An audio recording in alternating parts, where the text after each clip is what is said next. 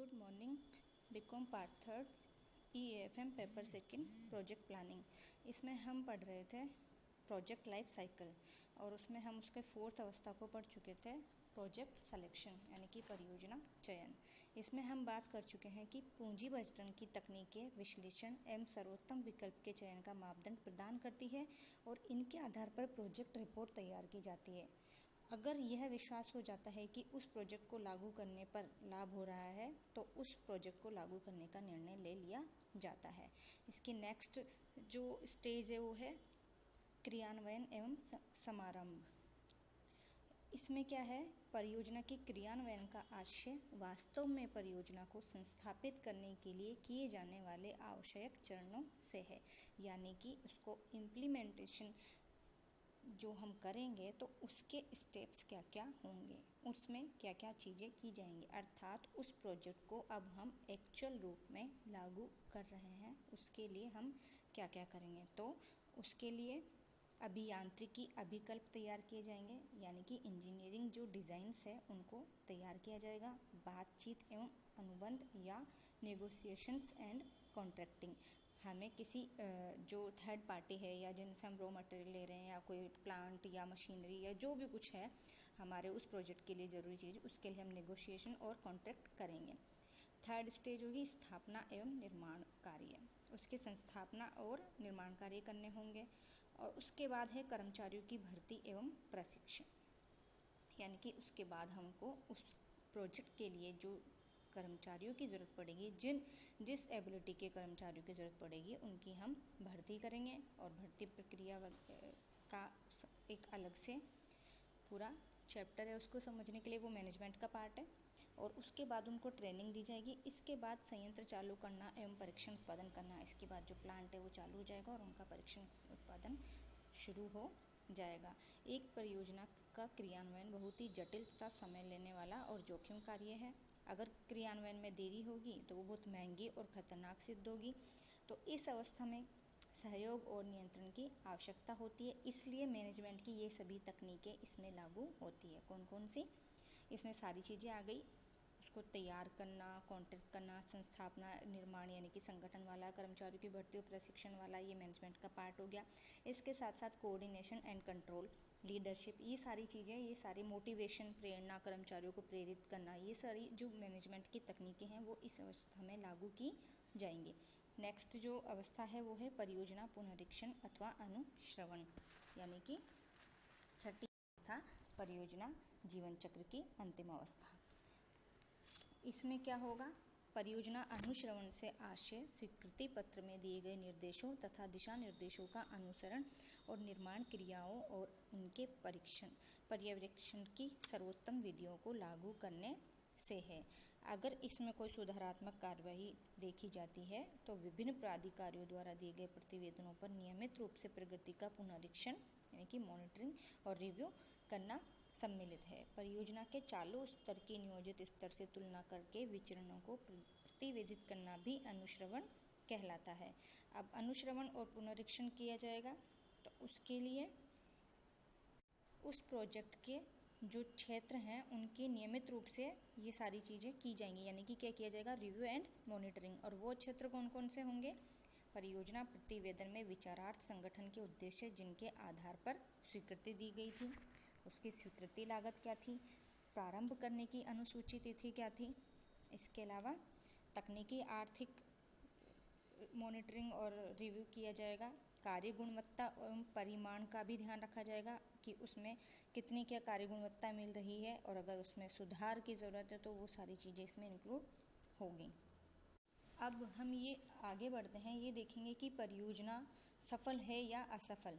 अगर कोई project successful रहा या नहीं, इस चीज़ को हम कैसे देखेंगे, तो इसके लिए उसकी सफलता के कुछ मापदंड बनाए गए हैं, यानी कि सक्सेस क्राइटेरिया बनाया गया है, जिसके अंतर्गत अगर ये प्रोजेक्ट होता है तो वो सफल माना जाएगा और अगर नहीं होता है तो वो असफल की श्रेणी में आ जाएगा। अब उसके जो मापदंड है वो इस प्रकार से हैं, अंशधारियों को संतुष्टि, यानी कि जो प्रोजेक्ट है उससे अंशधारियों को संतुष्टि मिलनी चाहिए। अब उन्हें संतुष्टि कैसे मिलेगी कि उनको लाभांश प्रॉपर और समय पर दिया जाना चाहिए। उनके जो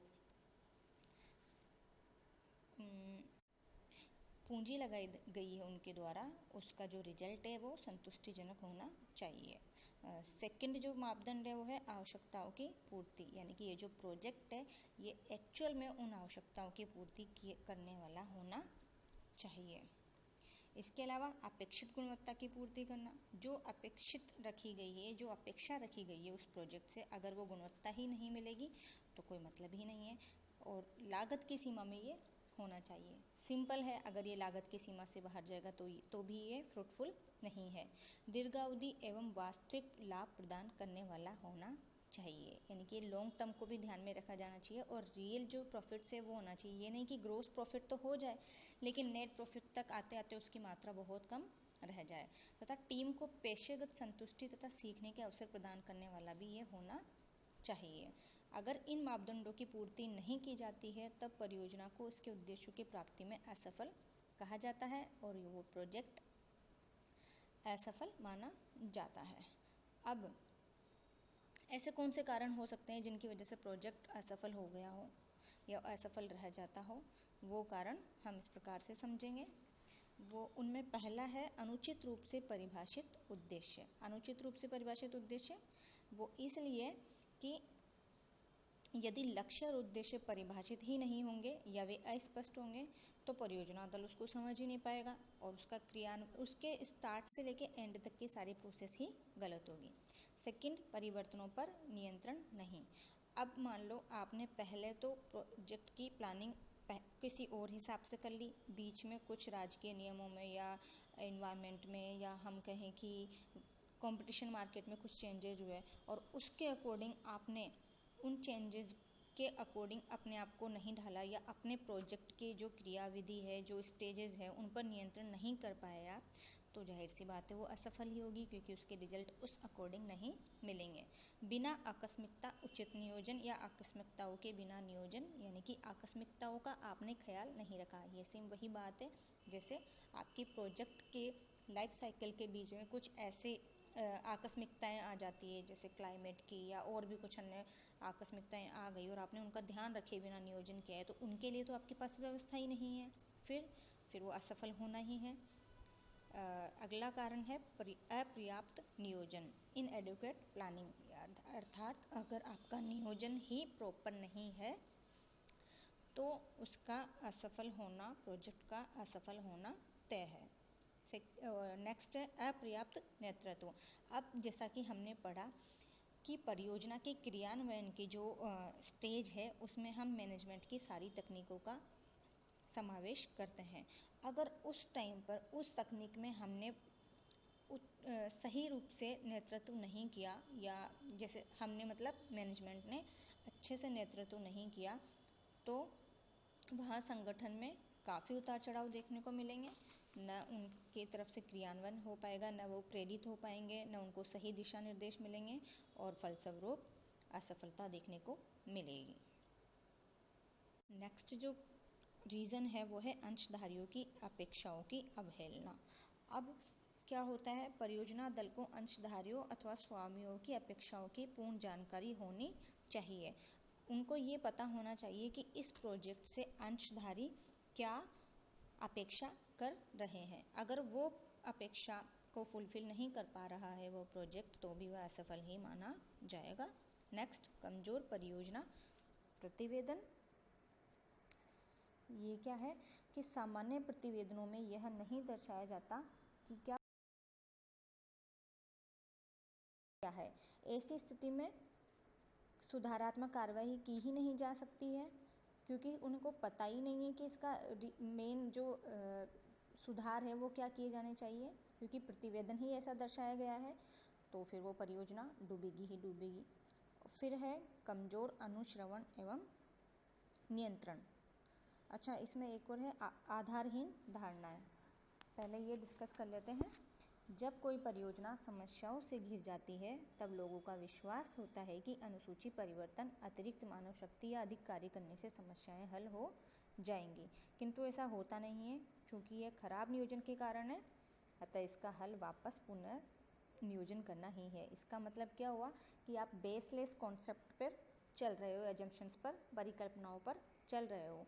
यानी कि जब प्रोजेक्ट में समस्या आ गई है तो जो मैनेजमेंट है या जो प्रवर्तक है उनको ये लगता है कि अगर हमने शेड्यूल चेंज कर दिया या एक्स्ट्रा मेन पावर लगा दी या एक्स्ट्रा वर्क करवा लिया तो शायद प्रॉब्लम सॉल्व हो जाएगी। लेकिन ज़रूरी तो नहीं ये हर क्षेत्र में लागू हो। क्यों? क्योंकि आपका जो प्लानिंग है वही गलत है। तो इसके लिए आपको क्या करना होगा, फिर से उसी प्लानिंग को फिर से ठीक करना होगा। नेक्स्ट है आपका कमज़ोर अनुश्रवण एवं नियंत्रण। इसमें क्या है कि योजनाएं उनसे जुड़े रहने के लिए होंगी, न केवल उन्हें सृजित करने के लिए। यदि हमने उस परियोजना को ज़रूरत के वक्त पर सही तरीके से मॉनिटर या नियंत्रित नहीं किया तो फिर उसको असफल होना ही होना है, क्योंकि हमने उसमें सुधारात्मक कार्य या उसके ऊपर कंट्रोल तो रखा ही नहीं है। अन्य कारण कुछ इस प्रकार से होंगे कि हो सकता है थर्ड पार्टी को जैसे हम समझें ग्राहक, उप ठेकेदार या पूर्तिकर्ताओं से पुनरीक्षण या जांचें कराने में असफल हो गए हो, या मिश्रित एवं अस्त-व्यस्त कार्य या विनिर्देश स्वीकृतियां वगैरह अस्पष्ट रहे हो, संक्षिप्त या अस्पष्ट भाषा रही हो, ये भी हो सकता है। परियोजना का प्रारूप, संरचना एवं कालक्रम सही न रहा हो, और परियोजना में कार्य विश्लेषण संरचना यानी कि WBS और क्रांतिक पथ विधि CPM जैसी विधियों का उपयोग नहीं किया गया हो। ये सब रीजन किसी भी परियोजना को असफल बनाने के लिए पर्याप्त है। नेक्स्ट जो है हम लोगों का वो है प्रोजेक्ट प्लानिंग, परियोजना नियोजन, यानी कि व्हाट इज़ परियोजना, what is project and what is planning. ये हम आगे डिस्कस करेंगे नेक्स्ट पार्ट में।